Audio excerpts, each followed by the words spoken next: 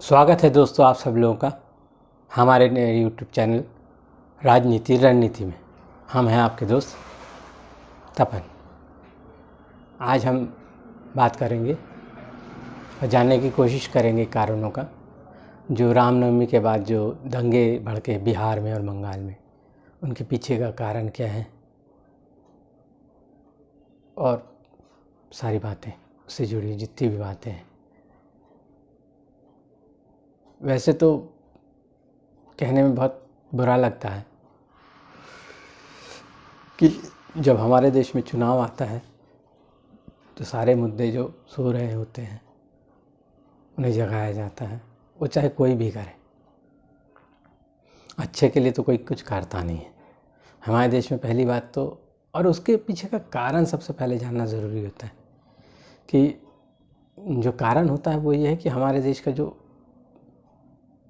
आम जनता है, जो भी कोई धर्म जाति से कोई मतलब नहीं है, जो आम जनता है वो बहुत ही ज़्यादा अज्ञान है। अज्ञानतावश उन लोगों को जो जिस तरीके से मोड़ता है वो मोड़ जाते हैं और वो चीज़ों का मतलब दूरंदेशिता नहीं है उनमें। तो छोटे से लक्ष्य के लिए उन लोग कोई भी चीज़ कर जाते हैं। जब वो छोटा सा लक्ष्य वो साधते हैं तो बड़े लक्ष्यों को खो देते हैं और उनको समझ में नहीं आता कि हम लोगों ने एक्चुअली हमारे बड़े लक्ष्यों को खो दिया है। और इसीलिए वो बोलते हैं ना, कोई भी चीज़ एक इनर्ट एटमॉस्फेयर में नहीं होता है कि उसको आप सिर्फ एक विशेष जगह के साथ बांध सकते हैं कि नहीं वो तो बिहार में हो रहा था तो हम लोग को उससे क्या फ़र्क पड़ना है, वो तो बंगाल में हो रहा है, हमें उससे क्या फ़र्क पड़ना है, हम तो बिहार नहीं जाएंगे, बंगाल नहीं जाएंगे, हमारे यहाँ तो नहीं हुआ ना। देखिए, हमारे यहाँ नहीं हुआ का कोई मतलब ही नहीं होता। हम लोग की सोच ही वो बताती है कि हम जब वो जवाब देते हैं कि हमारे यहाँ तो नहीं हुआ, तो हमें उससे क्या मतलब है। हमारे बहुत सारे मित्र हैं जिन लोगों को राजनीति से मतलब नहीं होता, ज़्यादातर लोगों को मतलब नहीं होता है, तो वो कहते हैं अरे हमें इससे क्या मतलब है, हम लोग इसकी क्यों बात करें, हम अपने जगह में ठीक हैं। देखिए, आप अपनी जगह में ठीक नहीं हैं। पहली बात तो ये कि हम लोग उन पाश्चात्य देशों की तरह, हम नॉर्वेजियन मतलब स्कैंडिनेवियन कंट्रीज़ की बात करें, नॉर्वे, वो टाइप के जो मतलब जो उत्तरी ध्रुव में जो छोटे छोटे देश हैं उनकी बात करें, डेनमार्क, उन लोग में वहाँ डेमोक्रेसी बहुत अच्छी हालत में है। तो उन लोग के जैसे हम लोग की सोच नहीं हो सकती। एक तो वहाँ के एजुकेशन लेवल बहुत अच्छी है, सरकार बहुत अच्छी है, निष्पक्ष है, बहुत ही न्यूट्रल है, वहाँ बहुत ही अलग तरीके का माहौल है, सारी फैसिलिटीज़ अवेलेबल है, सरकारी सुविधाएं हैं, तो वहाँ सारे इंडेक्सेस बहुत अच्छी हैं, हमारे देश के जैसे नहीं है। तो वहाँ से तुलना करना भी थोड़ा बेमायने हो जाता है क्योंकि उनकी आबादियाँ कम हैं। हमारे देश में अभी 140 करोड़ की आबादी हो गई है, तो इस 140 करोड़ की आबादी को उसके साथ तुलना करना नामुमकिन है। यहाँ की समस्याएं अलग हैं, उसके समाधान अलग हैं। आप वहाँ के जैसे नहीं बना सकते, आप पूरे 140 करोड़ को पढ़ा नहीं सकते। पहली बात तो जो पुराने हो गए हैं आप उनकी सोच बदल नहीं सकते। आपको चाहिए है कि नई सोच वाले लोगों को पैदा करना, या जो नए लोग पैदा हुए हैं उनके मन में नई सोच लाना, अच्छी वाली सोच लाना। नई का मतलब ये नहीं कि बस कुछ भी नहीं। हमारे रीति रिवाज, सारे चीज़ें, रस्म रिवाज सब बहुत अच्छे हैं, कोई धर्म में कोई बुराई नहीं है, कोई धर्म कुछ नहीं सिखाता है। हमारे जैसे ही लोग उन धर्मों की आड़ में जाके उन लोगों को भड़काते हैं, उन लोग ऐसी बातें करते हैं, उनके मनस पटल में ऐसी बातें डाल दी जाती हैं। तो इसमें सबसे मुख्य बात ये समझ में आती है कि भारत जो बहुत सारे धर्मों से मिलकर एक देश बना है, बहुत सारी भाषाओं से मिलकर एक देश बना है, बहुत सारी जातियाँ मिलकर एक देश बनी है, तो यहाँ पे आप किसी को हटा नहीं सकते हो। कोई बोलेगा कि भारत क्या हिंदू राष्ट्र बनेगा भविष्य में, तो हमारा सीधा सा एक ही बात जवाब है लोगों के लिए, बिल्कुल नहीं बनेगा। भारत को आप लोग हिंदू राष्ट्र नहीं बना सकते। हमारे जैसा आदमी बोल रहा है तो आप सोच सकते हैं कि मतलब भारत हिंदू राष्ट्र क्यों नहीं बन सकता है। पहले वो बात समझिए। लोग बोल हमें हमारे पीछे पड़ जाएंगे इसी बात पे कि आप कैसे बोल रहे हो, इतनी बड़ी बात आप बोल जा रहे हो कि हिंदू राष्ट्र नहीं बनेगा, तो क्या आप क्या चाहते हो। हम कुछ नहीं चाहते हैं, हम स्पष्टीकरण नहीं दे रहे, हम समझा रहे हैं। स्पष्टीकरण देना और समझाना दो अलग अलग बातें होती हैं। हमारे से सब लोगों का मत भिन्न हो सकता है, जितने हमारे हिंदू भाई हैं। हो सकता है कि वो कहें कि हम कट्टर नहीं हैं, वो लोग कट्टर हैं, ऐसी बात नहीं, कट्टरता नहीं होती है। अगर हम लोग मान के चले कि आज के डेट में लोग कहते हैं चलो भाई मुसलमानों की आबादी बढ़ गई, हम कह रहे चलो भाई हम तो साधु सन्यासी आदमी हैं, मुसलमान लोग बच्चे पैदा करते हैं, हिंदू लोग थोड़ा कम करते हैं, चलो ठीक, हमारे में बहुत सन्यासी बन जाते, उनमें नहीं बनते, तो चलो भैया उन्होंने आबादी अपनी बढ़ाई, हम लोगों ने नहीं बढ़ाई, तो कितनी बढ़ा ली, चलो 20% हो गए उन लोग, तो 140 का 20% 28 करोड़ होता है। चलो ज़्यादा और पकड़ ली 30 करोड़ है, तो 30 करोड़ मुसलमान हैं, 100 करोड़ हिंदू और बाकी 10 करोड़ बाकी धर्म के लोग हैं। तो हमें वो लोग बताएं जिन लोग हिंदू राष्ट्र की कल्पना कर रहे हैं, बृहद हिंदुस्तान बता रहे हैं, बड़ा सा नक्शा बना रहे हैं अफगानिस्तान से लेके बर्मा तक, गरुड़ बनाते हैं हम लोग, उल्टी गरुड़। तो हमें ये बताएं कि अगर भारत में वो देश भी जोड़ दिए, बांग्लादेश, पाकिस्तान, अफगानिस्तान, तो हम लोग 200 करोड़ के करीब चले जाएंगे। और उसमें अगर हम लोग बोले कि नहीं 40% ही मुसलमान है, मतलब 80 करोड़ मुसलमान हो जाएंगे। पाकिस्तान, बांग्लादेश में लगभग मुसलमान है, बुद्धिस्ट है बर्मा में, सबको जोड़ के हमने बोला 80 करोड़ मुसलमान हो गए। महाभारत जिसको हम बनाएंगे, तो ये 80 करोड़ मुसलमानों को आप लोग कहाँ भेज देंगे, कहाँ फेंक देंगे, कैसे आप बनाएंगे। हाँ, वो लोग हमें जवाब दें। जिस दिन वो जवाब आप लोग हमें दे देंगे, उस दिन हम आप लोग के लिए हिंदू राष्ट्र बना देंगे। तो ये बात सबको समझनी होगी इस देश के लोगों को, कि पहली बात तो ये हिंदू राष्ट्र नहीं बनने वाला। तो ये बात मुसलमानों को भी समझना है, हिंदुओं को भी समझना है, सबको समझना है, सारे धर्मों के लोगों को। एकता में ही बल है, हम लोगों ने बचपन में पढ़ा था, वो कितने लोग अनुसरण करते हैं हमें बताएं। सभी तो अपना अपना एक एक अलग स्थान बना रहे हैं, नाम लेने की ज़रूरत नहीं है। ऐसा नहीं कि हमें डर लगता है कि हम नाम लेने में डर रहे हैं, उन चीज़ों का कोई मतलब नहीं होता है। कोई भी चीज़ का कोई मतलब नहीं है, चाहे वो नक्सल हो, चाहे वो किसी अलग देश की मांग हो, वो सारी बेतुकी है। आप लोग ले जाके कहाँ चले जाओगे। नक्सल सोचते कम्युनिस्ट राज आएगा, तो बाकी कम्युनिस्ट देशों का हालत आप लोगों ने नहीं देखा क्या। आप लोग बंदूक उठा के लड़ रहे हो, उसको तो बुद्धिमानी आप लोग कह रहे हो कि आप बंदूक उठा के लड़ा रहे हो, सिस्टम को बदलना है। आप लोग चरस उगा रहे हो, अफीम उगा रहे हो।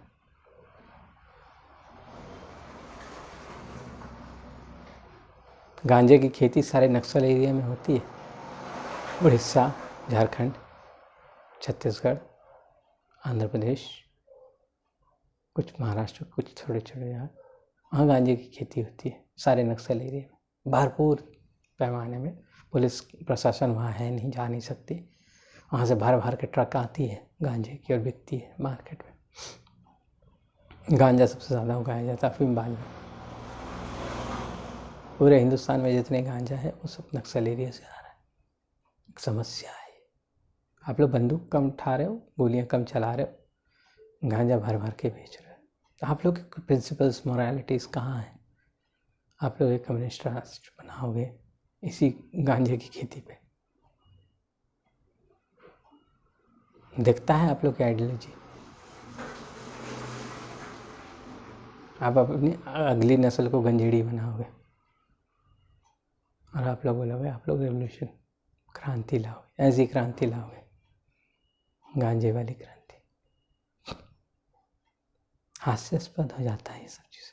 लोग कभी उस तरफ सोचते नहीं हैं, हम सोचते हैं। बस ये है कि हम बोलते नहीं, क्योंकि हमारे पास समय का भी अभाव है और प्लेटफॉर्म का तो बहुत ज़्यादा ही अभाव था। ये क्या कर रहे हो आप लोग। ये तो होगी नक्सल लोगों की बातें। फिर हम उसी से उसको हमने एक समझाने के लिए एक उदाहरण की तरह लिया, आँख खोलने के लिए, आई ओपनर जिसको कहते हैं ना। फिर बात आ जाती है रामनवमी की बात। अब रामनवमी में ही हिंसा क्यों होती है, बाकी त्योहारों में क्यों नहीं होती? इसलिए नहीं कि मुहर्रम भी उसी समय आ रहा है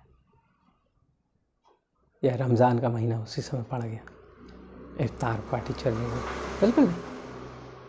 क्योंकि अब रामलला हमारे मेजर डेटी हो गए, हनुमान जी पीछे चले गए हैं और राम जी स्वयं अपना लड़ाई खुद लड़ने लगे।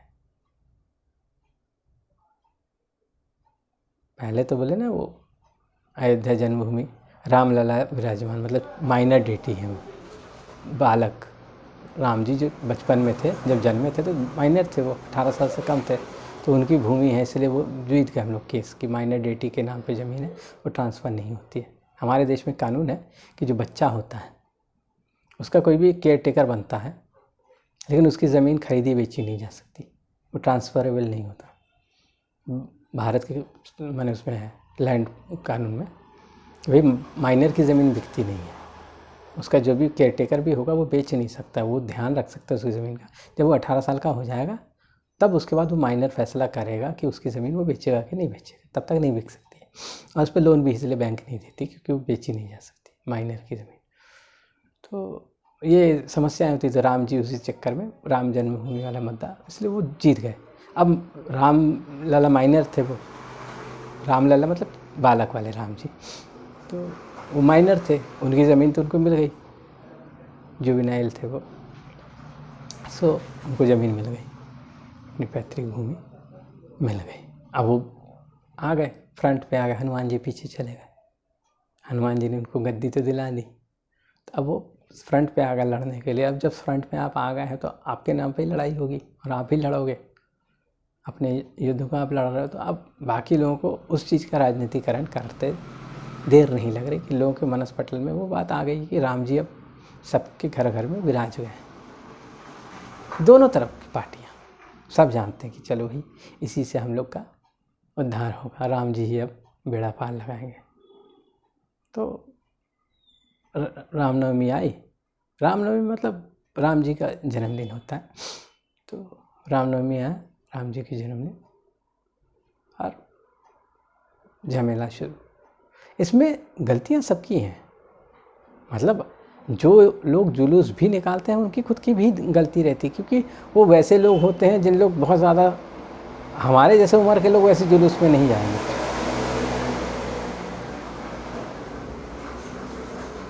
कि नहीं चलो भैया जाके हुड़दंगी करते हैं, नहीं करेंगे। हम लोग मंदिर जाएंगे, मत्था टेकेंगे, पूजा पाठ करेंगे, उपवास रखेंगे 9 दिन, उस टाइप के कार्यकलाप में जाएंगे, डीजे नहीं बजाएंगे। अब हमारी उम्र तो डीजे में नाचने की नहीं है ना, शोभा यात्रा में डीजे में नाचने की आदत नहीं है हमारी, किसी को भी नहीं लगता होगा कि हमारे जैसे लोग डीजे के साथ नाचने जाएगा। तो वो समझने की ज़रूरत नहीं होती, कि दिमाग लगाने की ज़रूरत नहीं होती कि कैसे लड़के जाके नाचेंगे उस डीजे में। संभ्रांत परिवार के लड़के नहीं नाचने चाहिए। वो सारे लड़के जिनको कोई काम काज नहीं है चले जाएंगे, भले ही उनको 100 रुपये मिला, 200 रुपये मिला, बात नहीं होती, कोई बोलेगा नहीं उनको खरीदा गया था, खरीदा नहीं गया था। हमारे देश में हर चीज़ खरीदने की ज़रूरत नहीं पड़ती, फ्री में भी यहाँ मिल जाता है, यहाँ फ्री में जहर मिल जाता है। तो लोगों की तो यहाँ तो 140 करोड़ की आबादी है, यहाँ फ्री में क्यों नहीं मिलेगा। सबसे अच्छी बात है यहाँ पे, बोले आग में डालने के लिए कोयले की ज़रूरत नहीं पड़ती, you don't need fodder to feed the fire. तो कोयले की आपको कमी नहीं होती आग में झोंकने के लिए। ये देश बड़ा अजीब है, विचित्र देश है। तो वो वही युवक होते हैं, उनको आप भटके हुए नहीं कह सकते, वो कभी रास्ते पे थे ही नहीं तो भटकेंगे कैसे, उनको बुद्धि ही नहीं है, बुद्धिहीन युवक है वो। अब जब बुद्धिहीन युवक हैं तो वो क्या करेंगे, वही करेंगे जो वो कर रहे हैं, वो हिंसा फैला रहे हैं, मौका तलाश रहे हैं। मज़ा आया ना उनको, मज़ा आया, उनको समझ ही नहीं है। उसमें से किसी ने इच्छा हुआ है चलो भाई उसको एक पत्थर ही मार देते हैं, मार दिए जोश जोश में, होश होश में, तो उसको होश तो नहीं कहते, बेहोशी ही बोलते। चलो 2 पत्थर मार दिया, चलो गाली भी दे दी, एक को तमाचा ही मार दिया। उनको नहीं समझ होती है कि वो क्यों कर रहे हैं, हाँ, उनके पीछे जो लोग रहते हैं, जो उनको स्पॉन्सर करते हैं, उनको समझ रहती है कि नहीं भैया, इसको अगर तूल देंगे तो ये आगे जाके हमारा ट्रम्प कार्ड बनेगा। उनको भी पता है ना कि भैया ये आगे जाके बड़ा आग बनेगा। जब बड़ी आग बनेगी तो बड़े कार्य सिद्ध होंगे। ऐसे ही चीज़ें सिद्ध नहीं करते ये लोग। सत्ता सत्ता होती है, सत्ता का नशा से भयंकर नशा कुछ होता नहीं, चरस अफीम का भी नहीं। लोग कोई महंगे कपड़े नहीं पहनते जो सत्ताधारी लोग हो जाते हैं। मोदी जी को छोड़ के बाकी सारे लोग बहुत सस्ता कपड़ा पहनते हैं। मोदी जी में शायद हम कहेंगे गट्स है कि जो महंगा कपड़ा पहन के भी राजनीति कर लेते हैं, उनको कहीं खटकता नहीं है। बाकी तो ममता दीदी जैसे हैं, नीतीश कुमार जी हैं, इसलिए सस्ता कपड़ा पहन के सस्ती राजनीति कर लेते हैं। नहीं, इनमें इनके विफलता और जानबूझ के किया हुआ कार्य रहता है। ऐसा हो ही नहीं सकता कि हमारे देश की किसी भी स्टेट की पुलिस हो नाकाबिल नहीं है कि वो नहीं कंट्रोल कर सकती। इनके ऊपर जो बैठे हैं उन लोग के ऑर्डर्स वैसे हैं कि आप इतना करोगे, इतना नहीं करोगे, इतना हो जाने दोगे, उसके बाद जाओगे। खासकर हम बंगाल का तो बता ही सकते हैं। हुगली में और शिवपुरी जो हावड़ा में, रिसरा जो है हुगली में जगह है, और हावड़ा में जो एक जगह है शिवपुरी, ये दोनों जगह हमारा घुमा हुआ जाया हुआ जगह है, क्योंकि हम कलकत्ता में रहे हैं, पढ़े हैं।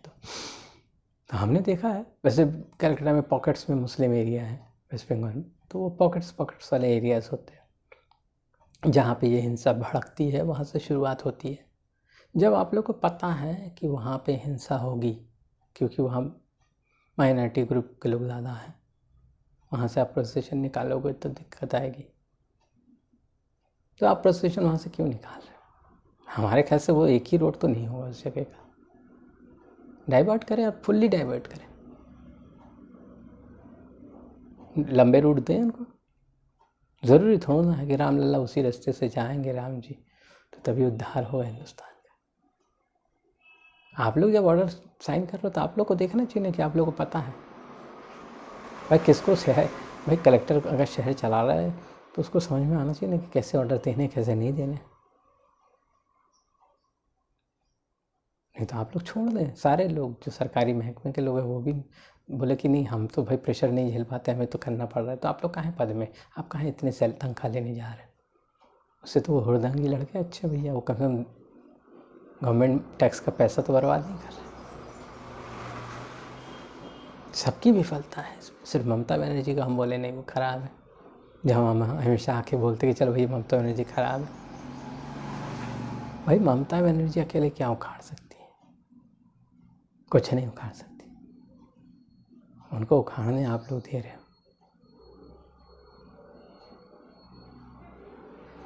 चीज़ें पैदा ही नहीं होंगी तो होंगी कैसे? ऐसा तो नहीं है कि उसमें बीजेपी वालों का हाथ नहीं है। बीजेपी अपनी शक्ति प्रदर्शन कर रही है। वो पिछले बार हार गई थी, शुभेंदु हार गया था, शुभेंदु अधिकारी हार गया था पिछले बार। इस बार तो करेगा ना। उसके जो बेस्ट लेफ्टिनेंट है वो उन जगहों में लगाया होगा उसने। अब ममता भी जानती है कि उसका बेस हिल रहा है। पिछले बार ही लगभग पंचायती चुनाव हार गई थी ममता बनर्जी। इस बार तो उसको पता है कि वो हार जाएगी, और इस साल भर बचा है उसका सत्यानाश होने के लिए। तो कितना ना बौखलाई हुई होगी। वो अपने ट्रम्प कार्ड को यूज़ नहीं करेगी।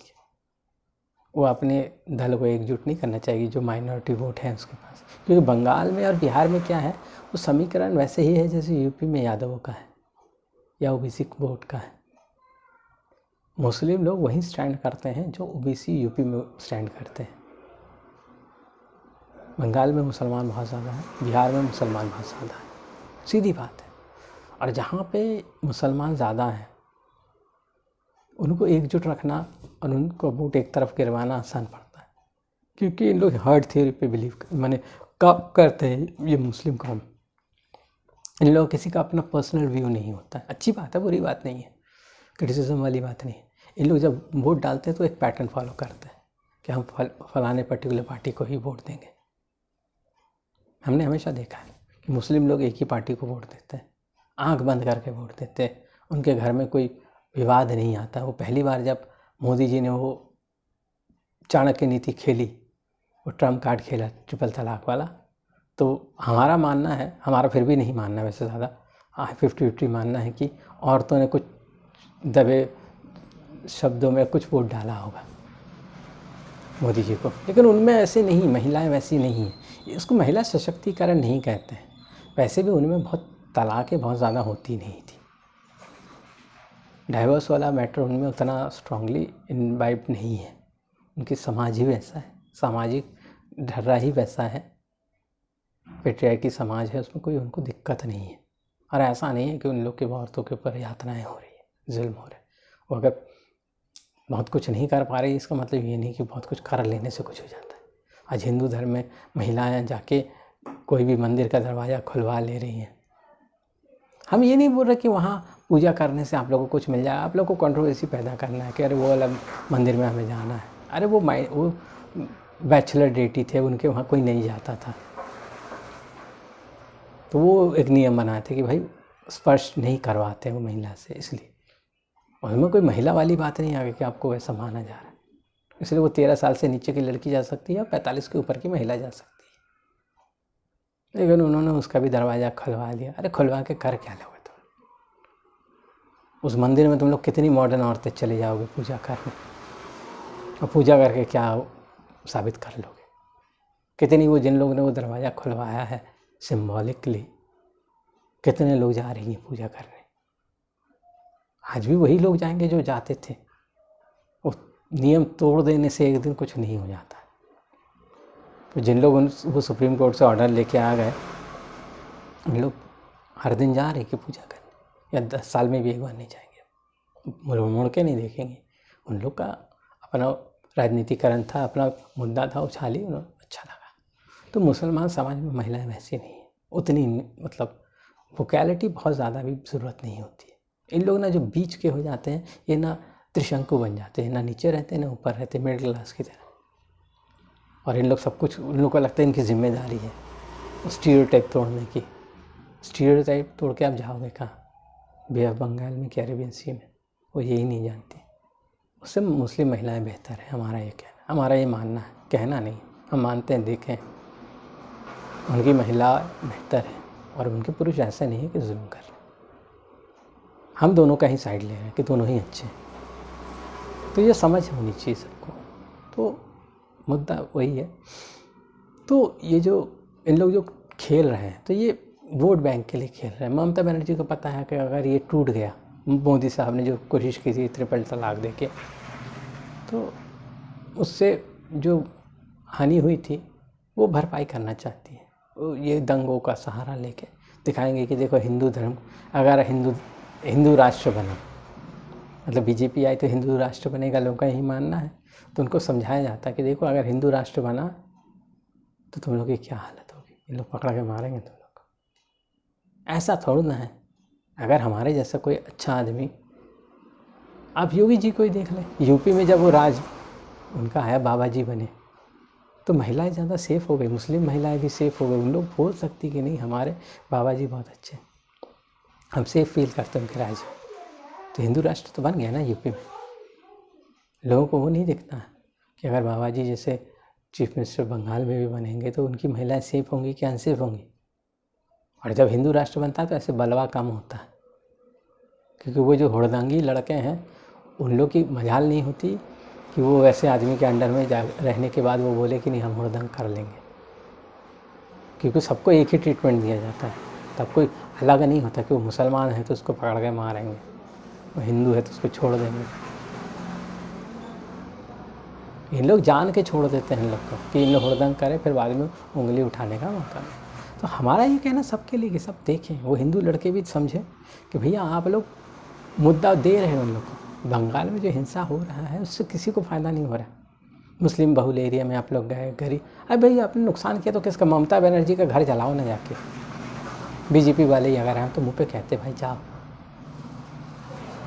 जला दो, ममता का घर जला दो। कोई एक लेडी चिल्ला रही थी, हाँ ममता का कपड़ा पहन के कहाँ बात करे, कोई बीजेपी वाली थी। तो भाई भगवाकरण तो हुआ है, अब ममता को ऐसा रोड पे तुम लोग गाली देके क्या करोगे, वो तो ऐसी ही है, तुम भी वैसी ही बनो, जाओ उसको दो जूते मारो। वो गरीब मुसलमान की झोपड़ी जला दिए, बेचारे भग गए, तकलीफ में है, वहाँ सारा बंद हो गया, धारा 144 लगा दिया गया, सबके रोजगार छिन गया। बांग्ला में कहते दिन आने दिन का है, मतलब डेली अर्निंग वाले लोग हैं सब, रोजी मजूरी वाले, रोज मजूरी। कोई खोंचा वाला है, कोई टैक्सी वाला है, कोई कुली है, वो हावड़ा शिवपुरी जो है, सब वैसे ही लोग हैं, कुली लाइफ के लोग हैं सब। अब आप लोग सोचें कि आप लोगों ने किसका घर जलाया है, किसकी गाड़ी फूकी है। ममता बनर्जी का एम्बेसडर था जो जला दिया, किसी मुसलमान का था, मुसलमान का ममता बनर्जी है? बिल्कुल नहीं। वो मुस्लिम है तो क्या हुआ, गाड़ी चला के पेट भरता है अपने परिवार, उसकी एम्बेसडर टूट गई, जल गई, अब क्या खाएगा वो? 3-4 लाख की गाड़ी आपने जला दी गरीब की, अच्छा किया? बिल्कुल नहीं। हम तो किसी का सपोर्ट नहीं कर रहे भाई, दूसरे भी तरीके हैं चुनाव लड़ने के, जीतने के। ममता को मारो ना भाई, उनके गुंडे उनको जाके सीधा मारो, अगर है आप लोगों में दम तो। एक वोटर को मार के डरा के आप लोग क्या बता रहे हो? आप लोग अपनी विफलता उन लोग के ऊपर मत थोपो, मूर्खताई कर रहे हो आप लोग। ऐसे करके राजनीति करने से कुछ नहीं हासिल हो, बस वो जगह रहने लायक नहीं रह जाता है, इसीलिए पलायन होता है बिहार से, बंगाल से। हमारे एमपी से तो नहीं होता है पलायन, क्यों नहीं होता? यहाँ धीरेन्द्र शास्त्री आए जबलपुर, बढ़िया रहा, कुछ दिक्कत नहीं हुई, कोई लॉ एंड ऑर्डर प्रॉब्लम नहीं हुआ। उल्टा उन्होंने बोला तो किसी और ने उनके ऊपर आपत्ति व्यक्त की। क्यों भाई? यहाँ बहुत न्यूट्रल जगह है, यहाँ कंट्रोवर्सी बनती ही नहीं है, यहाँ के लोग उस चीज़ पे ध्यान ही नहीं देते हैं। ज़्यादा बुद्धि ज़्यादा दिक्कत करती है, और ज़्यादा बुद्धि होती नहीं है, आप लोग छोटा देखते हैं, दूरंदेशिता है ही नहीं आप लोगों में। बंगाली सोचते हैं कि उन लोग के पास बुद्धि ज़्यादा है, एक्चुअली उन लोग के पास बुद्धि बहुत ज़्यादा कम है। उसके बाद दूसरा नंबर आता है बुद्धि में बिहारियों का, वो बंगालियों को बीट करने की कोशिश करते हैं कि हम तो इनको मार के पलीता निकाल देंगे। भाई उन लोगों में इतनी बुद्धि है, हमारे पे कम, हम बिहारी हैं, हम IAS निकाल के दिखाते हैं। भाई आपके पास घुटने में भी बुद्धि नहीं है, बंगालियों के तो घुटने में भी नहीं, आपके भी घुटने से भी नीचे। बिल्कुल, हम तो एकदम काउंट करते हैं, खुद बंगाली होने के चलते मुंह पे बोल पाते हैं, और हिंदुस्तानी होने के चलते भी मुंह पे बोल पाते हैं, दोनों ही बुराइयां हमारे में है। क्या आप लोगों ने अपने प्रदेश का वो हालत किया है जो देखने लायक नहीं है? नालंदा था किसी ज़माने में, बिहार हुआ करता था, अब बिहार का तो मतलब ही ऐसा लगता है जंगल राज है, लगता है उसका मीनिंग ही यही होगा, लोग सोचने लगते हैं। एक इंडस्ट्री नहीं है, खुद की बिजली पैदा नहीं करते हो, शराबबंदी करके रखा है, शराब हर जगह मिल रहा है। नीतीश कुमार जी सुशासक, दुशासन और नीतीश कुमार में कोई अंतर नहीं है।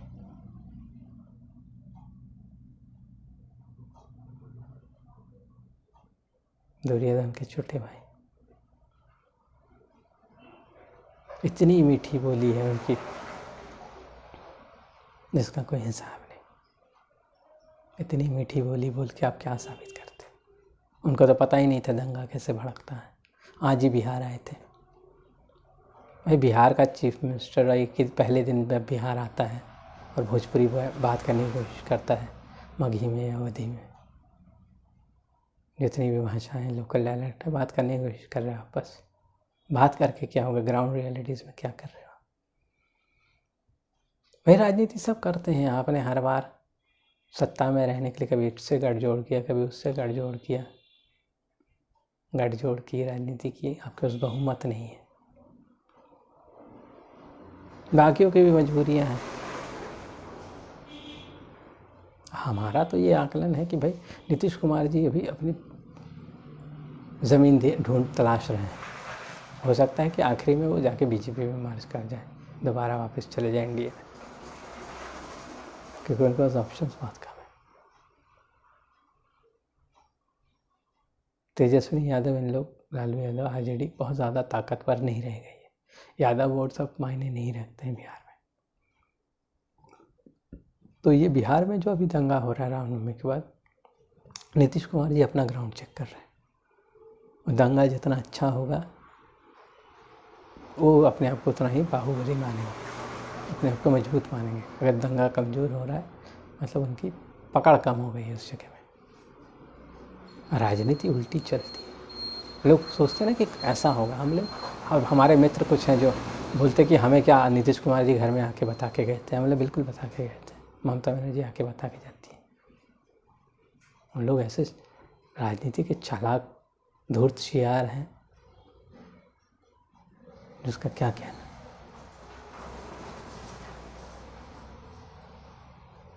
इन लोगों को राजनीति में जिंदा रहना आता है। बोलते ना, लकड़ बग्घे मिलके शेर का शिकार कर लेते जंगल में। आप देखना डिस्कवरी चैनल, खदेड़ देते शेर को लकड़ बग्घे, जिनको हम लोग लंगड़ा टाइप का समझते हैं, जो सड़ा गला जानवर खाता है, वो शेर को खदेड़ देते हैं। क्यों? क्योंकि उन लोग मेजॉरिटी बना लेते हैं। शेर जितना ताकत नहीं है, हमें ईमान नहीं है। शेर ने शिकार किया, इन लोग आके टूट पड़ते हैं, उसको चारों तरफ से काटने लगते हैं। शिकार शेर करता है, इन लोग उसको टॉर्चर करके भगा देते हैं। भाई उनको भी तो खा के जीना है ना। तो नीतीश कुमार, ममता बनर्जी वही लकड़ बग्घे हैं।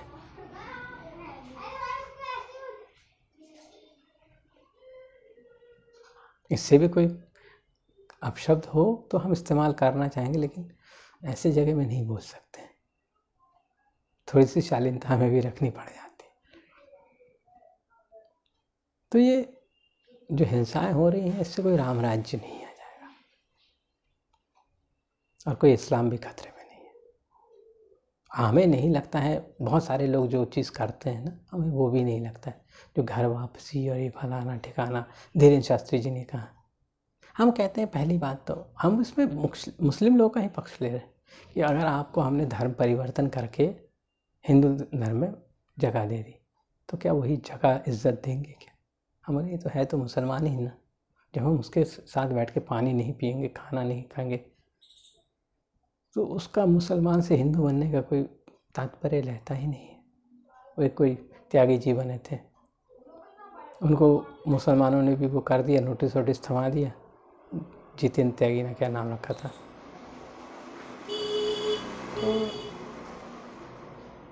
रिजवी साहब थे। देखिए उनका क्या हाशर होने वाला है। उससे बाकी मुसलमान भी समझेंगे कि हिंदू धर्म में जाके भी कुछ फ़ायदा नहीं होने वाला है, उससे मुसलमान रहना बेहतर है। यहाँ पर धर्म परिवर्तन नहीं होने वाला है। हिंदू धर्म बहुत रिजिड धर्म है। हमारे जैसा आदमी ही वो रिजिडिटी हटा नहीं पाता, हम हटा नहीं सकते। हम लोग भी अपने धर्म से ही बंधे हैं ना। अब कोई मुसलमान भी है तो वो अपना कुरान शरीफ से ही बंधा हुआ है, उसकी सोच उसी से बंधी रहती है। वो यहाँ आके भी कुछ नहीं कर पाता है, अपने आप को चेंज नहीं कर सकते हो।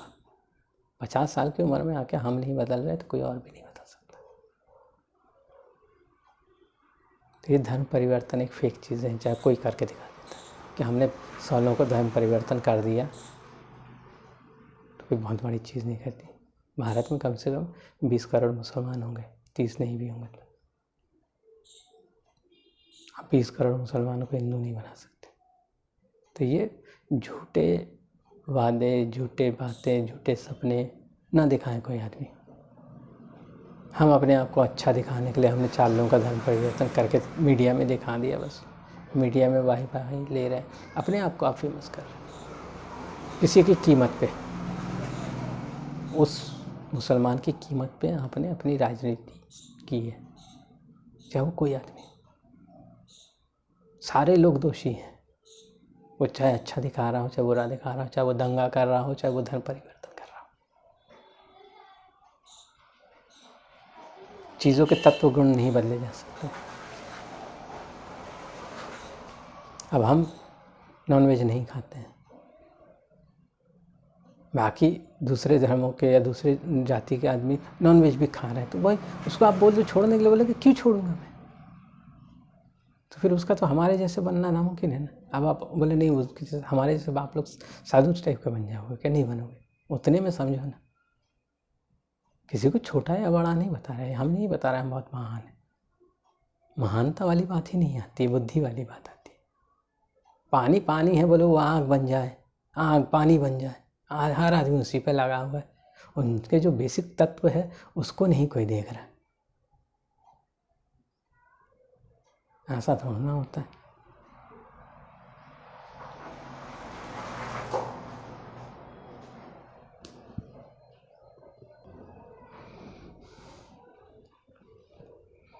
तो इसीलिए हर आदमी को समझना होगा कहीं पे भी। ये तो एक मतलब कि मन केस थ्योरी जिसको हम लोग कहते हैं, पर्टिकुलर जगह को लेके एनालिसिस करना, हम जो कर रहे हैं। इसका मतलब ये नहीं है कि बाकी हिस्से अछूते हैं। यही चीज़ कुछ दिन पहले कर्नाटका में हो रहा था, जहाँ जहाँ इलेक्शन होगा, जहाँ जहाँ कुछ होगा, वहाँ मुद्दा बनाया जाएगा। हम किसी मुल्ला की दाढ़ी काट देंगे, हो गया मुद्दा शुरू। अरे ये कोई तरीका नहीं। वो अपना धर्म का प्रचार कर रहा है, अपने हिसाब से रह रहा है, हम अपने हिसाब से रहें। हम भी तो दाढ़ी बढ़ाते हैं, तो हमारी दाढ़ी में और मुल्ले की दाढ़ी में क्या अंतर हो जाता है? कुछ नहीं। ये तो गलत बात है। किसी भी जीव को कष्ट पहुंचाना अन्याय है, चाहे वो किसी मकसद से पहुंचाया जाए। ये सिर्फ हम राजनीति के ऊपर बात कर रहे हैं तो वही है। कुछ दिन पहले की बात है, कोई एक लड़का रात को अपनी पत्नी को पीट रहा था, तो बोला अरे वो बहुत बोलती है तो पीटना जायज़ है। हम बोले यार ये कहीं से जायज़ नहीं, वो चाहे कितना ही बोले, आपका सर खा जाए। आप शादी करके लाए हो, आप तो देखे थे वो बात करती है ज़्यादा, इसलिए कि आप पीटोगे क्या? पिया हुआ नहीं था, वो एक मुद्दा बता रहे हैं हम कि वो अपनी पत्नी को पीट रहा था। भाई आप शादी करके लाए, वो जानवर नहीं है, उसमें कोई कानून की ज़रूरत नहीं है कि कानून होगा तभी आप नहीं पीटोगे, आपको दंड मिलेगा तभी नहीं पीटोगे, भय होगा तभी। आपकी बुद्धि तो है ना, भय की क्या ज़रूरत है, कानून की क्या ज़रूरत है, लिखा पढ़ी की क्या ज़रूरत है? एक कॉमन सेंस बोल के भी तो चीज़ है ना। और औरतें ज़्यादा बोलती हैं। पति आए थक के आए, ट्रक चलाता है, कहीं से आया, अब वो उपास में है, अब वो गाना गा रही है, अब वो बहुत कमाता तो है नहीं, अब अरे तुम्हें भी चाहिए ना भाई, उसके हिसाब से तुम भी रहो, काहे के लिए उतना उपास रख रही हो? उसके लिए तुम्हें अलग से फलाहार चाहिए। अरे तुम नॉर्मल रोटी तो तुम्हें कमा के दे नहीं पा रहे, तुम सोच रहे हो कि तुम उपवास रह क्या, किसके लिए उपवास रह रही है? हम तो सीधा कहते हैं भाई नॉर्मल जियो ना। जब तुम्हारे पास साबूदाना खाने का पैसा नहीं है, मूंगफली खरीदने का पैसा नहीं, 100 रुपये किलो मूंगफली है, तुम उपवास रहोगे, फल खरीदोगे 500 रुपये का, वो कमाई नहीं रहे 500 रुपये दिन का, तुम उपवास में 500 खर्चा कर दोगे। हम तो उसका भी पक्ष नहीं ले पाते हैं, क्योंकि दोनों ही मूर्ख हैं। तो यही जो घर में होता है यही समाज में भी होता है। जैसे वो अपनी पत्नी को पीटता है तो वैसे आदमी बाहर जाके भी वही करता है। उसको लगता है कि वही सही कर रहे हैं, हम पीट के सही कर रहे हैं, उसको सुधार रहे हैं, समझा नहीं रहे हैं, क्योंकि हमारे पास भी समझ नहीं। तो सब जगह यही होता है। आप छोटे सी चीज़ों का अगर नहीं समझ पा रहे हो, घर की समस्याएं नहीं समझ पा रहे हो, तो बाहर की भी नहीं समझ सकते। अगर घर में भी आप प्रॉब्लमेटिक हो तो बाहर भी आप प्रॉब्लमेटिक ही रहोगे। इसलिए कहते हैं ना, एजुकेशन, पढ़ा लिखा होना बहुत ज़रूरी है, बस लायक पढ़ा लिखा होना, नालायक वाला नहीं। गए थे सरकारी स्कूल में, गए मार्कशीट हाथ में ले लिया, बस पास हो गए, उसको पढ़ना नहीं कहते, ज्ञान की बात होती है। इसलिए चीज़ों को अब साल भर बचा है, हर दिन कोई ना कोई त्यौहार आएगा, हर दिन कोई ना कोई दंगे होंगे। जीतना तो बीजेपी को ही है ना, अकेले ममता क्या कर लेगी? नीतीश के पास क्या, पूरा बिहार में शायद 80 सीट है हमारे ध्यान पे जितना है, तो 80 सीट पूरा नीतीश ले जाएगा क्या लोकसभा का? ज़्यादा से ज़्यादा 30 ले जाएंगे, बाकी तो 40 तो बीजेपी ले लेगी। तो कौन सा नुकसान हो जाएगा बीजेपी को? वो 30 के लिए तुम इतना लड़ोगे, वो 30 में भी उसमें आरजेडी कुछ रहेंगे, उनके पास पैसा नहीं है ना, वो चुनाव लड़ने के लिए भी तो पैसा चाहिए। वो दारू के पैसे से कहता ना चुनाव लड़ लेगा नीतीश। हम तो सीधी ही बात करते हैं भाई, नीतीश के खिलाफ बाकी लोग भी तो देते होंगे ना पैसा बीजेपी को कि भाई आप लोग खड़े हो, हम चाहते हैं यहाँ लॉ एंड ऑर्डर सुधरे, जैसे यूपी का सुधर गया। नीतीश कहता है कि नहीं यार हम लोग लैंड लॉक स्टेट हैं, तो इसीलिए हमारे यहाँ इंडस्ट्री नहीं है। लैंड लॉक तो एमपी भी है, यूपी भी तो लैंड लॉक्ड है। इतना बड़ा स्टेट लैंड लॉक्ड है, देखो कितनी तरक्की कर गया। पंजाब हरियाणा कितनी तरक्की कर गया। लैंड लॉक्ड, ये लॉक्ड वो लॉक्ड कुछ नहीं होता है, आपके बुद्धियाँ लॉक्ड हैं। इसलिए पहले अपने आप को सुधारें, बाकी चीज़ें ऑटोमेटिकली सुधर जाएंगी। अपने सिस्टम को सुधारें, जितने पैसे आ रहे हैं उनको सदुपयोग करें, ना कि दुरुपयोग करें। उन लोग जान के करते हैं, ऐसा नहीं कि उनको नहीं समझ में आता कि ये पैसा कहाँ जाना चाहिए था और कहाँ हम लगा रहे हैं, तो ऐसा है। तो इसीलिए हमारा यही कहना है कि ये सारी चीज़ें, बहुत सारे लोग अपने हिसाब से विश्लेषण करते हैं, वो गलत करते हैं। उनका कहना रहता है कि भाई वो उन लोग ऐसा राजनीति कर रहे हैं, हिंदुओं को दबा रहे, वो गलत बात है, उसका कोई औचित्य नहीं है। जितने भी लोग अपने आप को बता रहे हैं यूट्यूब में ना कि ऐसा करके वैसा करके, उनकी सारी की एनालिसिस ही गलत है। उन लोग एक पक्ष होकर एनालिसिस कर रहे हैं और उसको पत्रकारिता नहीं कहते। पत्रकारिता करो तो एकदम साफ सुथरा करो। हम मोदी को अच्छा बोले, मोदी जी तो अभी उतरे भी नहीं है वैसे, लेकिन उनका भी पक्ष लेने की ज़रूरत नहीं। कुछ लोग ऐसे ही चल रहे हैं, कुछ लोग उसमें थोड़ा सा आग में घी डाल के थोड़ा सा आगे को तेज कर देते हैं, थोड़ा 2-4 रोटी अपनी भी सेक ले जाते हैं, उससे होता कुछ नहीं है, अननेसेसरी है। वो जो होना है परिणाम आखिरी में वही होता है। आदमी जाके वो फिक्स करके रखता है कि मैं इसी को वोट दूंगा, कोई साल भर नहीं 5 साल कुछ भी होता रहे, ये सब फालतू है। इसलिए क्योंकि हम बंगाल में रहे ना, हम तो कहते थे जब हम 3 साल बंगाल में रहे थे पढ़ाई के लिए, तो हम कहते थे कि वहाँ 7 दिन होता है, तो माने 1 हफ्ता होता है जो बंगाल में, हम माने हफ्ते के हिसाब से डिवाइड करते थे। हमारे संडे है तो संडे हॉलीडे है, तो हम कलकत्ता में रहते थे, हम बोलते थे कि संडे हॉलीडे तो कलकत्ता बंद रहता है, चलो भैया अब संडे है ऑफिशियल हॉलीडे, तो सब बंद है। तो सोमवार को तो हम एक जगह में रहते हैं, बोले वो पौर्णश्री बंद रहेगा, बोले अच्छा। ट्यूसडे बोले बेहाला बंद, बोले वेडनेसडे बोले उस दिन वेस्ट बंगाल बंद, थर्सडे बोले उस दिन इंडिया बंद, बोले फ्राइडे बोले उस दिन थोड़ा सा काम कर लेंगे, सैटरडे हॉलीडे। तो ये बंगाल की ये चलता है ऐसा। तो हम बोलते थे कि ऐसे इन लोग का मतलब सिस्टम चल रहा, बंद बंद बंद। वो साइक्लोन हमें याद है, हम उस समय ट्रेनिंग करते थे HCI में, ऑर्डिनरी कर रहे थे तो ट्रेनिंग कर रहे थे, तो साइक्लोन आने वाला था बंगाल गंगा सागर में। गंगा सागर कलकत्ता से लगभग 200 किलोमीटर, तो वो डायमंड हार्बर के भी बहुत आगे है। तो बोले कि साइक्लोन आने वाला है, तो हम गए बस स्टैंड में, सुबह की बात थी, बस पकड़ के हमें जाना था होटल तक। 7-8 बज रहा होगा, 6-7 बज रहा था, हम गए पहला बस पकड़ने। तो बस वाले बढ़िया पत्ते खेल रहे थे वहीं बस स्टैंड में, बस में बैठ के। तो बोले भाई जाओगे नहीं? तो बोले नहीं नहीं, क्यों?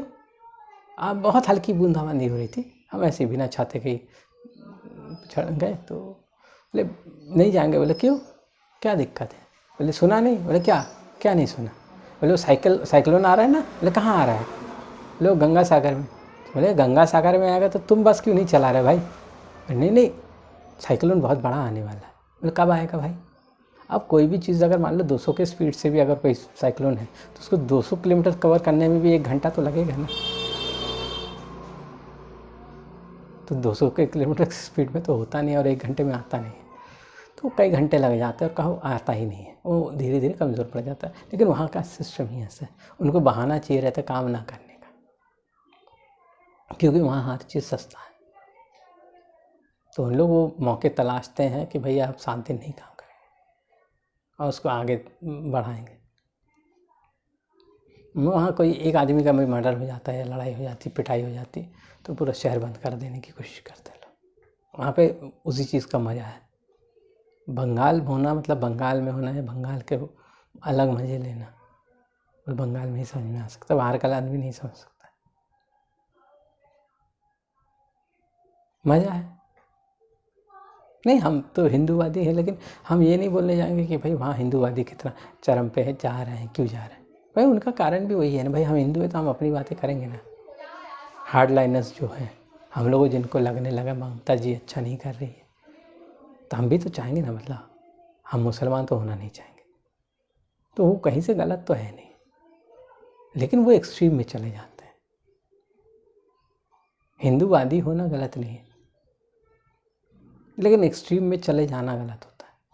डेमोक्रेसी मतलब डेमोक्रेसी होनी चाहिए। हिंदूवादी का मतलब ये नहीं कि हम लोग अब सामने वाले की गर्दन ही काट दें। हिंदूवादी होना कहीं बुराई नहीं, हम हैं ना हिंदूवादी, कट्टर हिंदूवादी हैं, लेकिन हमारी कट्टरता किसी की गर्दन काटने पे नहीं होनी चाहिए। वो कौन सी कट्टरता है कि दूसरे को हम जो जहाँ खड़ा है उसको भी काट के साफ कर दें, वो तो गलत है। हम वो हिंदूवादी वाली अवधारणा नहीं रखते हैं, और वो अगर कोई आपको सिखा रहा है तो गलत हिंदुत्व सिखा रहा है या गलत परिभाषा दे रहा है, वो बिल्कुल गलत है। ममता गलत है तो हम भी गलत होंगे, तो फिर गलत उनको गलत ही सब्स्टिट्यूट करेगा तो अच्छा कब आएगा बंगाल में? तो कभी नहीं आएगा। फिर कम्युनिस्ट खराब थे, उसको हटा के ममता आई, वो और ख़राब है, उसको हटा के बीजेपी आएगी तो कोई और ख़राब बन के आएगी क्या? तभी आओगे। पाप का अंत करने के लिए आपको शक्तिशाली होना पड़ता है, तो पापी भी होना पड़ेगा क्या? शक्तिशाली होना और पापी होना दो अलग चीज़ें होती है। शक्तिशाली इतना हो कि सामने वाला पाप कर ही ना पाए, वो डेफिनेशन किसी को पता ही नहीं है, सब भूल जाते हैं। हम भी पाप करेंगे, जल्दी से वहाँ पहुँच जाएंगे। वो ऐसा ही है कि आप कोई भी चीज़ का व्याख्या कैसे करते हो, किसी चीज़ का समाधान कैसे करते हो। जल्दी से करने का मतलब उसको काट के मुंडी अलग कर दिए, समस्या का ही काट डाले। उसको सुधारना है, आपको समाधान करना है।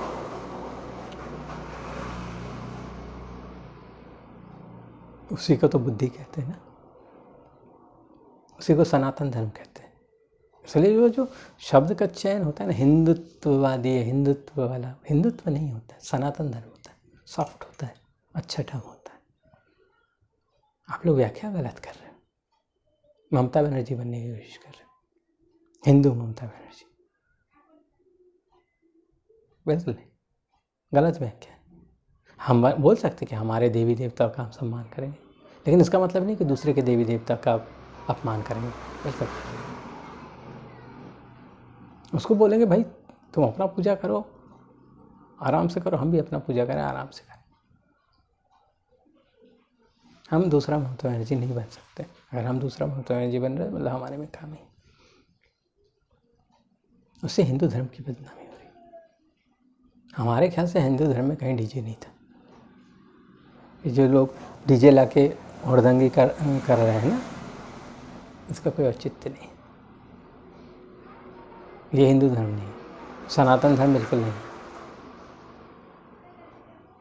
जैसे इस्लाम में कहा जाता है जब नमाज अदा किया जाता है तो उसके जो नमाज के जो वर्डिंग्स हैं ना, उनको पर्टिकुलर तरीके से बोला जाता है। इसलिए हम उन चीज़ों को कोशिश भी नहीं करते कि नहीं हम थोड़ा तोड़ तोड़ के बताएं, नहीं, ऐसा नहीं करते। किसी की इंसल्ट नहीं करो। अगर आपको नहीं पता है और पता भी है तो सम्मान तो करना ही पड़ेगा। उनके उच्चारण होते हैं पर्टिकुलर, जैसे हमारे सनातन धर्म में मंत्रोच्चारण होता है। सारे लोगों को इसलिए मंत्र उच्चारण की मनाही रहती है, सब नहीं कर सकते। लोग जप करते हैं ना, तो बीज मंत्र जो भी होते हैं, जितने भी वैदिक मंत्र होते हैं, जितने भी मंत्र होते हैं, महामंत्र आप तो बोलते ब्राह्मण नहीं कर सकते। क्यों बोलते हैं भाई? उसका उच्चारण अगर गलत होगा तो उसका खामियाजा भुगतना पड़ता है। वैसे नमाज में भी है, सेम सिमिलरिटी सेम है, सिर्फ अलग भाषा है, एक संस्कृत में है, एक अरबी में।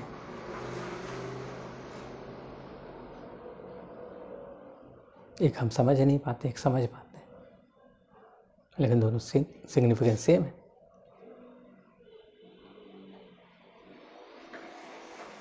तो लोगों को समझना होगा भाई। जब तक आप अपने धर्म को ही नहीं समझ पाओगे, जो हिंदू हैं, जो अपने आप को हिंदू बोल रहे हैं, जब तक आप अपने हिंदू धर्म को ही नहीं समझ पाओगे तो आप इस्लाम की बुराई कैसे कर पाओगे? पहले अपनी तो समझ लो, उसकी बुराई बाद में करना।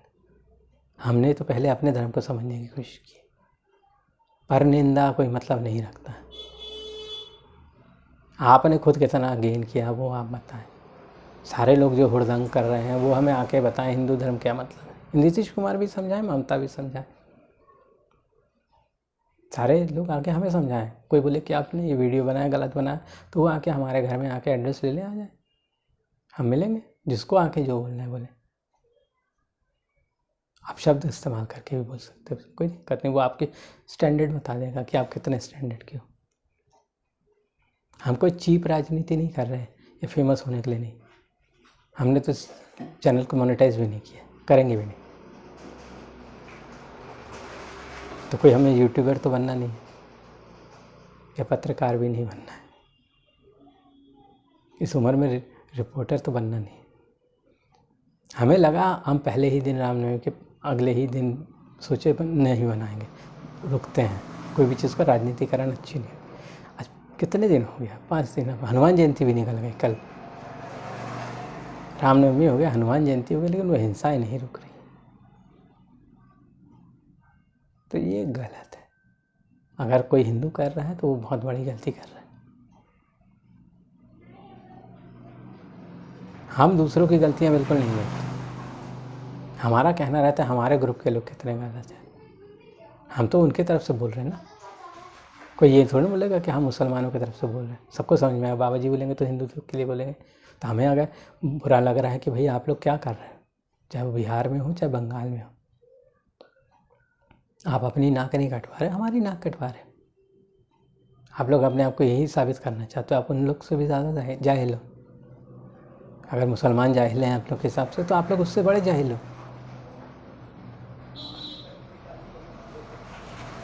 आप लोगों को फिर पढ़ने की ज़रूरत है। फिर तो हिंदू धर्म को दोबारा समझने की ज़रूरत है। जिसको आप लोग सनातन धर्म बोलते ही नहीं, हिंदू धर्म बोलते, तो उसको पहले आप लोग को समझने की ज़रूरत है, व्याख्या करने की ज़रूरत है, समझने की ज़रूरत है, फिर रोड में उतरने की ज़रूरत है।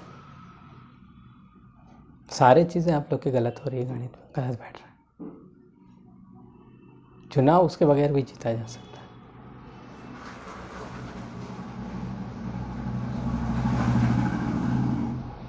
इसलिए समय आ गया है अपने आप को देखने के लिए, परखने के लिए। अगले साल चुनाव है तो आप लोग को सही तरीके से सबके सामने जाना है। भाई आप लोग अगर आज गलत चीज़ कर रहे हो तो कल मुसलमानों से तो वोट भी नहीं मांग सकते आप। किसी ने ये दूरंदेशिता नहीं रखी है। आप लोग तो मौका दे रहे हो ममता को, उनको इकट्ठा करने के लिए। वो जब तक बिखरेंगे नहीं, आप पे भरोसा करेंगे तभी तो वो अपना कुनबा छोड़ेंगे, और कुनबा छोड़ेंगे तभी तो वोट देंगे आप लोग को। भरोसा करेंगे तब तो वोट देंगे। अगर वो एक ही कुनबे में रह जाएंगे तो आप लोग को कभी वोट नहीं देंगे। पता नहीं हमारा ये वीडियो कितने लोग देखेंगे, लेकिन ये जानने का विषय है, समझने का विषय है। जब तक जानेंगे नहीं, समझेंगे नहीं, कुछ नहीं कर सकते। राजनीति की नई किताब लिखने की ज़रूरत है, नए परिप्रेक्ष्य में उसको समझने की ज़रूरत है कि नहीं उन लोग 20% हैं और रहेंगे। हम दो हमारे 40 से का थ्योरम भी नहीं, हम योगी जी के जैसे थ्योरी भी नहीं बताते। वो मूर्खता ही हम मानते। फिर तो हम मानते हैं जो फैक्ट है उसको सीधा सीधा मान लेना कि वो रहेंगे, धरती पे हैं वो रहेंगे, उनका नेक्स्ट जनरेशन रहेगा। जैसे हिंदू रहेंगे तो वैसे मुसलमान भी रहेंगे। जितनी उनकी है ये धरती उतनी हमारी भी है, ऐसी हो गई है। वो चाहे आप बोले कि आज से 200 साल पहले कन्वर्ट हुआ था कोई, या कोई 800 साल पहले हुआ था, लेकिन